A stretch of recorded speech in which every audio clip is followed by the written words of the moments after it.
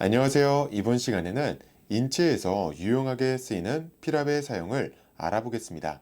여러분들도 저번 시간에 얼굴 부분의 피랍 사용 전과 사용 후의 그림 차이를 보셨었죠? 자, 그 차이를 보셨을 때 피랍을 조절하면 얼마나 그림의 표현의 폭이 커질 수 있는지 아실 수 있으셨을 거예요. 인체 부분에도 피랍이 강하면 좋은 부분, 약하고 생략되면 좋은 부분들이 있어요. 이런 부분을 하나하나 예시를 들며 설명드려 드리도록 할게요. 이런 부분 같은 경우에서는 저는 총 5가지의 요소로서 피랍을 진하게 사용할 수 있는 부분을 나눌 수 있었어요. 자, 말씀드리기 전에 이런 부분들 같은 경우는 절대적인 건 아니에요. 사람에 따라서 조금 빼주고 싶은 부분도 있을 거고 강조시켜 주고 싶은 부분들이 더 있을 수 있어요. 하지만 제가 수업을 진행하면서 그림이 조금 더 매력적으로 보이기 위해서는 이러한 부분들을 주의하면서 피랍을 사용하면 좋다라는 부분들을 여러분들에게 추천드리는 것이라는 점 기억을 해보시면 좋을 것 같습니다. 자, 먼저 피랍을 사용하실 때 첫 번째는 움푹 파여서 어두워지는 이런 부분들을 진하게 사용해주면 좋아요. 자, 어두운 부분에 선을 진하게 그려주면 그 부분의 무게감이 확실하게 표현될 수가 있거든요. 예를 들면 이런 부분들. 자, 이런 부분들 보면은 선들이 말려 들어가면서 움푹 파여져 있는 부분에 어둠이 생겨나고 있어요. 이렇게 움푹 파여져 있는 부분 같은 경우에 저희가 어둠을 깊게 넣어주게 되면 그 부분의 무게감을 확실히 표현해 줄 수가 있게 되겠죠. 자, 주름들이 말려 들어가고 겹쳐지면서 어둠이 진하게 나타나는 부분들, 자, 이런 부분들의 깊이감을 표현해 줬습니다. 반면에 여러분들이 이렇게 패턴이나 무늬들을 통해서 이렇게 어두워지는 부분들이 있잖아요. 이런 부분들 같은 경우는 진하게 그리지 않는 게 오히려 좋을 수 있어요. 이런 선들은 자칫 진하게 잘못 사용하게 되면 너무 지저분해지게 될 수가 있어요. 그래서 전체적인 형태들, 전체적인 덩어리들 이런 것들의 방해를 할 수가 있기 때문에 무늬나 줄무늬 같은 경우에서는 아무리 진하게 표현된다 하더라도 너무 진하게 표현하지 않는다는 점 기억을 해보시면 좋을 것 같습니다. 자, 두 번째, 형태가 꺾이는 부분에 여러분들은 진하게 피랍을 줘서 사용할 수가 있어요. 자, 이게 무슨 뜻이냐? 이런 부분이죠. 면과 면이 떨어져 있는 부분. 예를 들어서 자켓과 옷 부분이 떨어져 있네요. 혹은 이 부분은 어깨와 배경이 떨어져 있네요. 자, 이렇게 형태가 구분되어져 있는 부분들을 저희가 선들을 진하게 사용해서 라인들을 그려주게 되면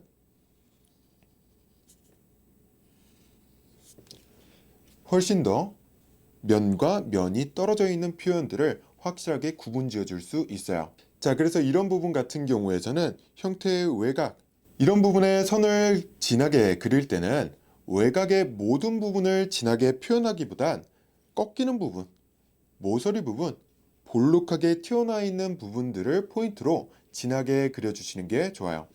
그렇게 되면 저희가 이 라인을 다 일일이 쭉 따라가면서 진하게 그리지 않아도 필요한 부분들만 잡아주면서 형태가 끊기는 부분들, 이런 것들을 포인트로 잡아줄 수가 있기 때문이에요. 그렇게 되면 훨씬 더 형태를 과하지 않게 구분 지어 줄 수 있게 되겠죠. 자, 세 번째 같은 경우에서는 가까운 부분을 진하게, 그리고 멀리 있는 형태들은 약하게 저희가 구분 지어서 그려줄 수 있어요. 자, 이런 거죠. 자, 저희는 이 오른다리가 왼다리보다 훨씬 더 가까이 있다는 것을 알 수가 있어요. 그래서 이 라인들을 그려줄 때 그냥 똑같은 라인으로 그려주는 게 아니라 이쪽 다리가 조금 더 가까이 있으니까 이 다리의 피랍을 조금 더 세게, 이 다리의 피랍을 조금 더 약하게 그려줄 수가 있다는 거죠. 마치 안개 속에 멀리 있는 대상을 볼 때처럼 그렇게 되면 흐리게 보이게 되면서 전체적으로 앞에 있는 이 발 부분과 뒤에 있는 발 부분에 조금은 거리감이 느껴질 수 있게 될 거예요. 이런 것들은 왼발이나 오른발과 같은 이렇게 거리가 떨어져 있는 존재들의 거리를 떨어뜨릴 때나 혹은 중심 인물과 배경이 있다면 배경을 떨어뜨릴 때도 사용할 수가 있어요. 만약 근데 이런 경우도 있겠죠. 만약 이렇게 멀리 떨어져 있는 부분인데 외곽선이기도 한 부분이 있을 거예요. 자, 그런 부분은 헷갈릴 수가 있어요. 여기는 멀리 떨어져 있는데 외곽선이니까 진한 부분으로 그려줘야 되나? 혹은 약한 부분으로 그려줘야 되나? 저희가 헷갈릴 수가 있을 때는 내가 무엇을 더 중요하게 생각할지에 따라서 어떤 부분을 진하게 할지 골라주면 되는 거예요. 내가 만약에 이 형태가 조금 더 잘 보이고 싶다 하면은 멀리 있는 부분도 외곽선이니까 진하게 그려줄 수도 있을 거고, 아니다, 나는 아무리 외곽선이라 할지라도 이 멀리 떨어져 있는 이 거리감을 표현하고 싶다 하는 경우에서는 선들을 약하게 써서 거리감이 느껴지게 저희가 그림을 그려줄 수 있을 거예요. 자, 네 번째 같은 경우에서는 딱딱한 부분을 진하게, 말랑한 부분을 얇게 힘을 빼서 그려볼 수 있어요.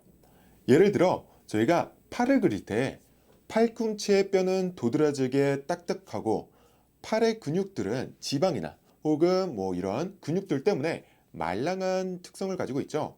자, 이런 것들을 그래서 선으로 표현할 때 그냥 똑같이 근육을 그릴 때 이런 식으로 딱 그려주는 게 아니라 이렇게 팔꿈치와 같이 딱딱한 부분은 진하게, 근육이 있는 이런 살 부분이나 피부 부분 같은 경우는 약하게 이렇게 그려보는 거예요. 그렇게 되면 선들로서 대상이 가진 질감까지 표현을 해줄 수도 있어요. 자, 다섯 번째 같은 경우에서는 내가 중요하다 생각하는 부분을 저희가 진하게 그려줄 수 있어요.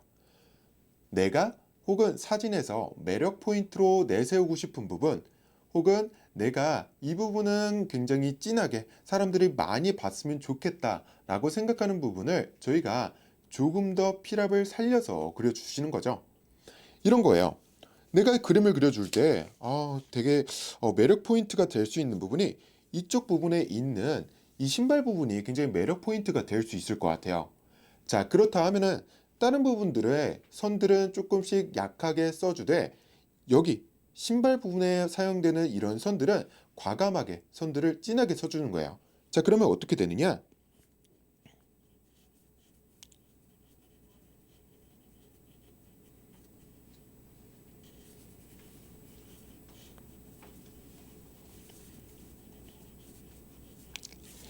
이런 식으로 굵은 선들이 굉장히 도드라지게 이 발 부분에 만들어지게 되면 저희 시선은 이렇게 약한 선들이 만들어지는 것보다 진한 선이 만들어지는 곳에 시선이 더 묶여지게 돼요. 그렇게 하면 저희가 약하게 사용해 준 이 선들보다 진하게 사용해 주고 과감하게 사용해 준 이 선에 시선이 더 묶이게 되면서 내가 그려주고자 한 부분, 내가 매력 포인트여서 사람들이 많이 봤으면 좋겠다 하는 부분에 사람들의 시선을 더 묶어줄 수가 있어요. 그렇게 되면 전체적인 그림의 퀄리티에서 시선이 분산이 되지 않고 그림이 조금 더 매력적으로 보여질 수가 있습니다. 자, 이런 부분들을 저희가 참고하면서 이 대상을 그러면 종이에 옮겨보며 이제 하나하나 같이 설명드리며 그림에는 어떻게 적용돼서 나오게 되는지 이 내용을 한번 살펴보도록 하겠습니다. 자, 이제 이 인물을 그려보면서 필압을 어떤 식으로 사용할 수 있을지 알아보도록 하겠습니다. 자, 먼저 머리카락, 이 외곽부터 한번 그려볼게요. 자, 이렇게 외곽으로 형태가 꺾이는 부분들, 형태가 마무리가 되는 이런 부분들 같은 경우는 저희가 선들을 굉장히 진하게 사용해 줄 수 있다고 말씀드렸어요. 자, 그런데 이 외곽의 모든 부분을 저희가 진하게 표현하는 것보다 뾰족뾰족하게 튀어나와 있는 부분들, 자, 이런 부분을 저희가 조금 더 진하게 잡아줄 수 있다고 말씀드렸죠. 자, 그리고 귀 부분을 그려줄 때, 자, 귀 부분, 이 부분 보면은 움푹 파여서 어두워지는 부분이죠. 자, 그래서 이런 부분들, 첫 번째 이 필압 사용 방법을 저희가 생각하면서 이 귀 부분 뒤쪽도 저희가 진하게 그려주도록 하겠습니다. 귓구멍 진하게 그려주고 귓바퀴 부분은 옅으니까 옅은 선으로 라인들을 그려주겠습니다.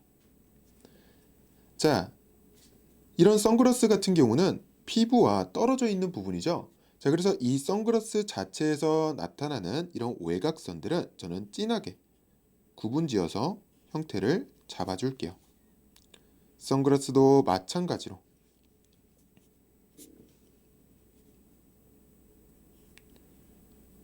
자, 제가 생각하기에는 이 인물의 이 주제부는 이 턱수염이 굉장히 많이 자라나 있는 이 얼굴 부분이 저는 주제부라고 생각을 했어요. 자, 그래서 이 주제부에서 나타나는 표현을 저는 확실하게 표현해주기 위해서 이 수염 부분을 조금 진하게 한번 그려서 다른 사람들이 시선이 다른 데로 이어가지 않고 이 수염 부분에, 이 얼굴 부분에 조금 더 묶일 수 있게 한번 해보도록 하겠습니다. 수염의 형태 하실 때 저희가 보이는 그대로 그림을 그려주듯이 말을 하면서 그려주면 훨씬 더 좋겠죠. 저는 아래쪽으로 라인들을 그어준 다음에 위로 형태를 그려주며 모양들을 다 잡아주며 코 부분에 튀어나 있는 형태는 그리 크지 않고 이마 부분에 이어지는 외곽선들은 진하게 마무리해 주도록 하겠습니다. 자, 이런 식으로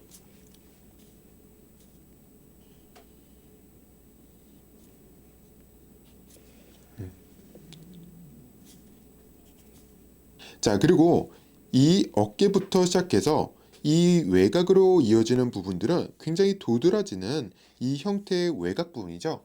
자, 그래서 이 부분 같은 경우를 그려줄 때 저는 선들을 과감하게 써서 튀어나 있는 부분들, 자, 이런 부분들에 선들을 진하게 사용해 보도록 하겠습니다. 모서리가 되는 부분 진하게 그려줘서 형태적인 모양들 마무리해 줄게요. 자, 이 부분도 저희 자켓의 외곽 부분이에요. 자켓의 외곽 부분이라고 해서 모두 다 진해지는 게 아니라 이 모서리 부분, 외곽의 모서리 부분을 조금 더 진하게 그려주면서 라인을 조금 더 재밌게 만들어줬습니다. 자, 그런 다음에 저는 이제 팔을 그려주도록 할 건데, 자, 팔 부분 같은 경우에선 주름이 굉장히 많네요. 자, 이 주름 같은 경우는 깊게 파여서, 움푹 파여서 어둡게 만들어지는 부분이죠. 자, 그래서 이런 부분들 같은 경우에서는 저희가 진하게, 움푹 파이는 부분은 진하게, 갈라져서 라인들이 잡히는 부분들은 진하게,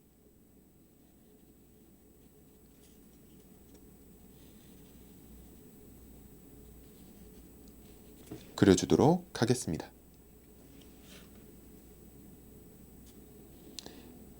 손의 형태 그릴 때 여기 부분 약하게 그려주고, 자, 손 같은 경우에도 외곽선이 굉장히 도드라지게 만들어지는 부분이 있네요. 자, 그래서 진하게, 자, 이런 부분 같은 경우에서는, 자, 손 같은 경우에서는 이 마디마디가 뼈가 드러나므로 저희가 이 마디마디가 굉장히 딱딱하고 그리고 굉장히 뼈의 형태가 잘 보이는 부분이라고 저희가 알 수 있겠죠. 자, 그런데 이 마디마디 사이에 있는 이런 부분들은 어때요? 뼈가 잘 안 만져지고 그 대신 살이나 혹은 근육의 형태가 조금 더 잘 만들어지겠죠. 그래서 저희가 이 손 부분을 그려줄 때 저희는 그냥 다 진하게 이렇게 그려주시는 게 아니라 뼈 부분은 진하게, 손가락 마디는 약하게, 다시 뼈 부분은 진하게, 손가락 살 부분은 약하게, 뭐 이런 식으로 하면서 조금은 마치 이티 손가락처럼 이런 식으로 모양들 잡아주시는 게 좋습니다.